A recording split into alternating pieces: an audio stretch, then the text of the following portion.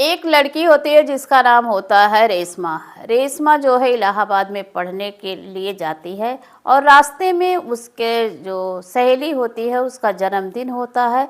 तो रेशमा जो है जन्मदिन मनाने के लिए सोचती है कि पहले जन्मदिन अटेंड कर लें फिर जाएंगे, इलाहाबाद जाते हैं।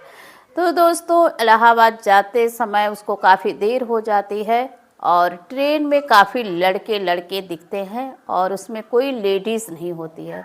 रेशमा काफ़ी डरी सहमी होती है और इधर उधर देखती है कि कोई लेडीज़ मिल जाए जो कि हमारा सहारा बन जाए, लेकिन ऐसा नहीं होता है।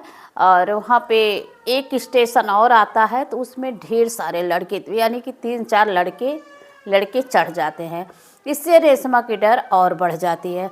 वो सोचती है कि अब क्या होगा, अब तो बहुत ही डरी रह होती है और उठ करके जाती है, देखती है कि कोई और लेडीज़ नहीं आ रही। अगर लेडीज़ आ जाती तो बड़ा अच्छा होता। मन ही मन ये कहती रहती है और 3-4 लड़के ठठोली ले लेकर हंस रहे होते हैं। रात के समय होती है और रेशमा का डर के मारे पूरा उसका जहन जो है कांप रहा था, बहुत डरी सहमी होती है। तो इस तरह होती है रेशमा। और वहीं पर जो लड़के चढ़े होते हैं वो 3-4 लड़के होते हैं, उसमें से एक लड़का जो है वह काफ़ी शरीफ दिखता है। वो बार बार रेशमा की तरफ देखता और बुलाने की कोशिश करता कि किसी तरह इसको बुलाए और जो डर इसका है निकल जाए। तो वो लड़का बार बार पूछता है कि आपका नाम क्या है। तो फिर डर के मारे उसके आवाज़ ही नहीं निकलती। तो फिर ऐसे ही हंसता रहता और फिर उसकी तरफ देखता रहता तिरछी नज़र से। तो रेशमा भी देख रही होती है, उसका डर और लगता कि पता नहीं कैसे लोग होंगे। तो फिर बुलाता कि बहन तुम्हारा नाम क्या है, तुम कहाँ से आ रही हो, क्या है। तो जब इस तरह बुलाता तो धीरे से कहती, देखिए भैया मैं इलाहाबाद पढ़ने के लिए जा रही हूँ और मेरी सहेली का बर्थडे था इसलिए मुझे देर हो गया। तो अपना नाम बताती है कि मेरा नाम रेशमा है। और फिर जब वो रेशमा नाम सुनता है वो लड़का तो अपने आप को वो भी बताता है, बहन मेरा नाम अनीस है। जब वो अनीस नाम है और इलाहाबाद में मेरा ननिहाल है, अगर तुम्हें कोई दिक्कत या परेशानी होती है तो ज़रूर बताना और वहाँ आ जाना।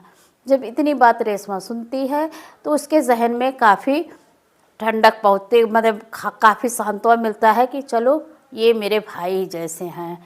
क्योंकि रेशमा का जो भाई होता है एक हादसे में उसकी डेथ हो गई होती है। तो इसलिए रेशमा जो है विश्वास के साथ वो पूरा अपनी हिस्ट्री बता देती है कि हम कहाँ से आ रहे हैं, कहाँ जा रहे हैं, पूरी कहानी बता देती है। और जब अगला स्टेशन आता है तो रेशमा जो है उतरने जाती है। तो जो अनीस नाम का लड़का होता है वो कहता है, बहन रुको, मैं एक उस अपने जेब से एक विजिटिंग कार्ड देता है और कहता है जब भी तुम्हें ज़रूरत लगे इस विजिटिंग कार्ड में मेरा नंबर है, फ़ोन नंबर है, तुरंत कॉल करना, मैं आपकी मदद, जो भी मदद होगी मैं आपकी मदद करूंगा एक भाई के रूप में। तो रेशमा कहती है, जब रेशमा उसको पढ़ती है विजिटिंग कार्ड को तो चौंक सी जाती है, कहती है देखिए भैया ये तो आपका नाम नहीं है, ये आपका विजिटिंग कार्ड नहीं है।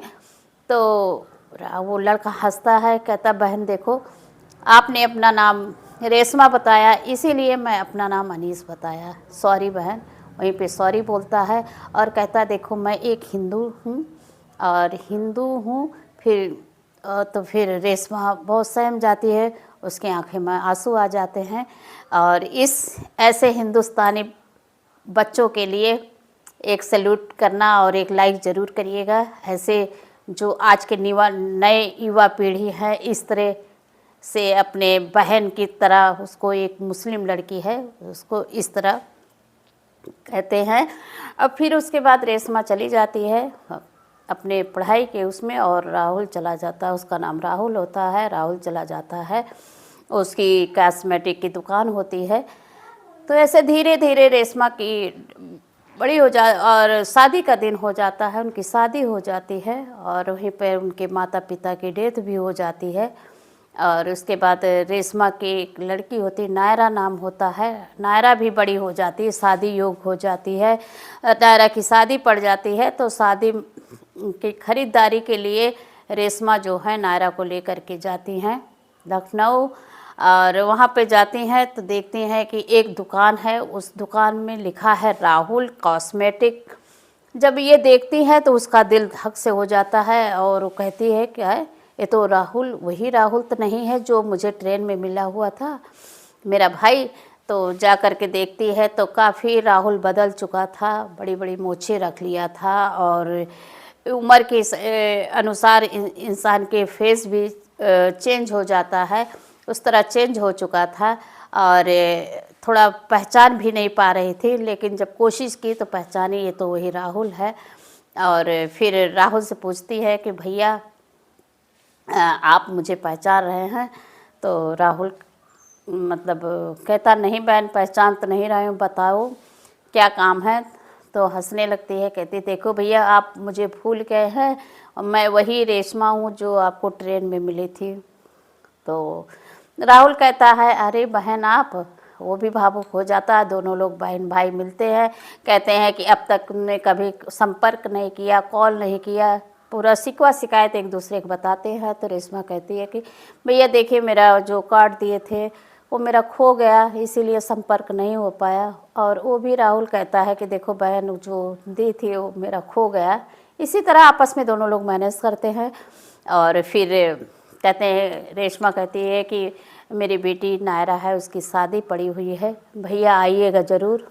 तो उसका भाई अंदर से भाई बहन जुड़ चुके थे। तो राहुल कहे नहीं बहन मैं आऊँगा।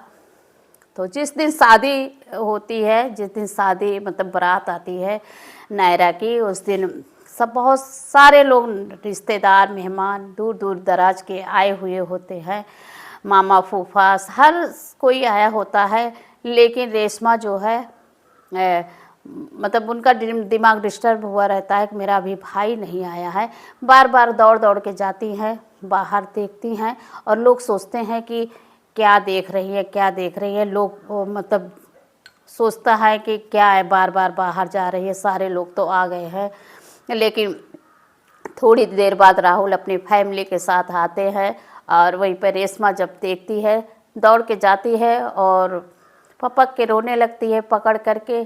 जब रोने लगती है तो उसका भाई भी रोने लगता है। एक भाई बहन का प्यार देख करके सारे लोग भावुक हो जाते हैं। और ये रहा एक हिंदुस्तानी बेटे का जज्बा जो कि अपने उस पे खरे उतरे। एक मुस्लिम कि बेटी की शादी में एक मामा का रोल अदा करता हुआ दिखाए। राहुल नाम का शख्स अपने एक बहन का दर्जा वफादारी किया और एक मामा का रोल निभाया, और जो पूरा मामा का रस्म रिवाज होता है वो पूरा किया। ऐसे राहुल के लिए आप सभी क्या कहना चाहेंगे और ऐसे रेशमा बहन के लिए क्या कहना चाहेंगे? आप लोग कमेंट बॉक्स में कमेंट करके ज़रूर बताइएगा। ऐसे हिंदुस्तानी बनने के लिए गर्व है सभी को कि ऐसे ही बच्चे हों। जो आज के डेट में बच्चे के दिमाग में फालतू फालतू की बातें चलती हैं, ऐसे में एक राहुल एक अलग सा लड़का। तो आप सभी राहुल के लिए कमेंट ज़रूर करिएगा और चैनल में नए हैं तो चैनल को सब्सक्राइब करिएगा। तो दोस्तों ये कहानी सुनाने का मतलब हमारा ये नहीं है कि आप सभी का दिल दुखे। ये कहानी सुनाने का मतलब ये है कि इस कहानी से आप कुछ न कुछ सीख सकें।